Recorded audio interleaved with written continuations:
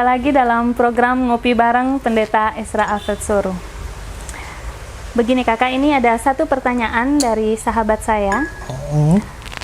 Beliau membaca sebuah renungan, dan di renungan itu ada sebuah kalimat yang cukup membingungkan sebenarnya. Dan saat ini meminta penjelasan mungkin dari kakak yang lebih jelas terhadap kalimat ini. Begini kalimatnya, saya bacakan ya. Belum cukupkah engkau, yang dimaksud engkau ini adalah Tuhan, belum cukupkah engkau Tuhan mengalami kematian bukan hanya satu kali, melainkan sesungguhnya 2 kali di dalam jiwa dan tubuh dengan menanggung kematian kedua? Artinya, menurut buku renungan ini, Yesus mati 2 kali. Ya. Melihat seperti ini saya jadi ingat ajarannya Pendeta Erastus Sabdono bahwa Yesus mati 2 kali, ya.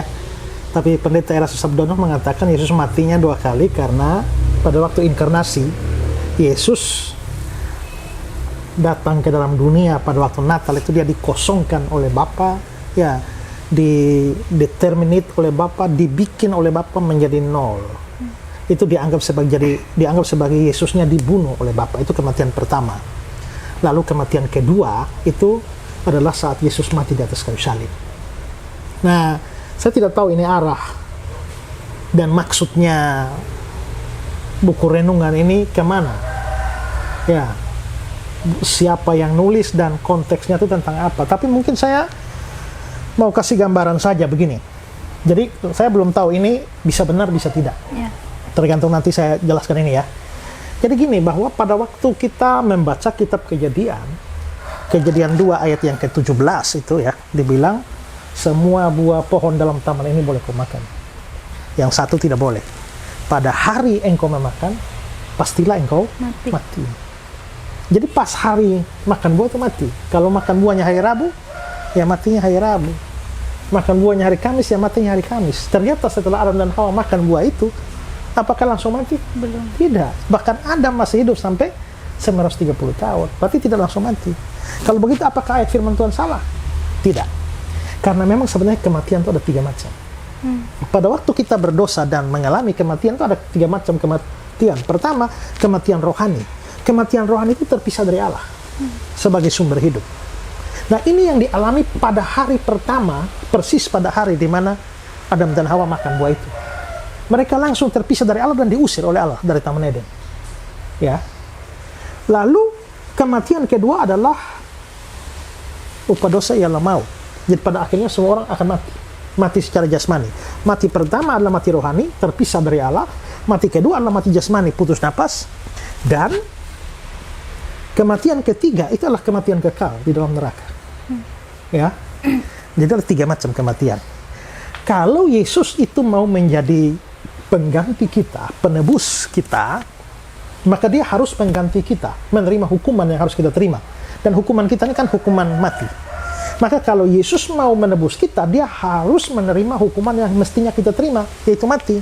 Nah, karena mati ini ada 3 macam, mati rohani, mati jasmani, mati kekal, maka Yesus harus mengalami 3 jenis kematian ini. Tapi harus berhati-hati, saya tidak mau berkata bahwa Yesus mati 3 kali. Ya, kalau mati 3 kali ini artinya habis mati bangun lagi, mati ulang lagi, bangun lagi, mati ulang lagi, tidak. Tapi maksudnya dia hanya 1 kali mati, tapi dalam 1 kali kematian itu 3 jenis kematian itu dipikul semua. Nah, mari kita lihat. Kematian pertama adalah kematian rohani, terpisah dari Allah. Pada waktu Yesus mati di atas kayu salib, apakah ada momen di mana dia terpisah dari Allah? Kapan? Waktu dia Eli lama. Ya, Eli lama sabachthani, ya Allahku, mengapa engkau meninggalkan aku? Berarti ada perpisahan. Ini sebenarnya kematian rohani sedang digantikan. Kematian kedua adalah kematian jasmani. Putus napas. Yesus bilang, ya Bapa, ke dalam tanganmu kuserahkan nyawaku. Ini kematian. Lalu yang kematian ketiga yaitu kematian kekal. Itu di neraka. Ya, kematian kekal di neraka. Ini bukan berarti Yesusnya turun ke neraka. Ingat, kita punya pengakuan iman rasuli. Disalibkan, mati dan dikuburkan, turun ke dalam kerajaan maut. Setelah dikuburkan masih ada 1 tahap lagi, yaitu turun ke dalam kerajaan maut. Nah, dalam versi asli adalah turun ke neraka. Tapi ingat bahwa Yesus tidak turun ke neraka pada saat dia di atas kayu salib. Atau pada saat dia mati, tubuhnya di kuburan, rohnya ke neraka. Tidak, karena waktu dia mati kan tubuhnya di kuburan, tapi rohnya dia bilang, ya Bapa, ke dalam tanganmu kuserahkan rohku. Berarti roh atau nyawanya Yesus di Bapa di surga, tubuhnya di kuburan. Maka dia selama 3 hari mati tidak kemana-mana. Tidak ke neraka seperti beberapa teori. Kalau begitu bagaimana dia menanggung hukuman neraka itu? Dia menanggung hukuman neraka di atas kayu salib. Dari mana kita tahu? Gini, neraka itu sebenarnya adalah perpisahan selama-lamanya dengan Allah. Tapi juga kita ingat Lukas 16, ada cerita tentang orang kaya dan Lazarus. Lalu orang kaya itu masuk neraka, Lazarus masuk surga. Lalu orang kaya itu berteriak dari neraka, suruhlah Lazarus celupkan jarinya bawah air, karena aku menderita kesakitan. Jadi dia kelihatannya butuh air. Ada suatu kehausan yang luar biasa di dalam neraka.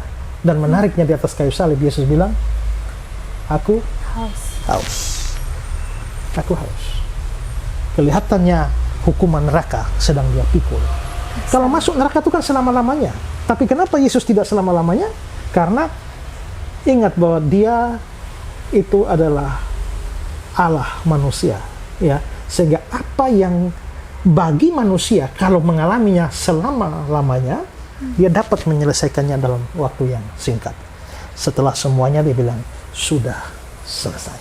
Sudah selesai artinya hukuman mati kita, mati rohani, mati jasmani, mati kekal sudah selesai.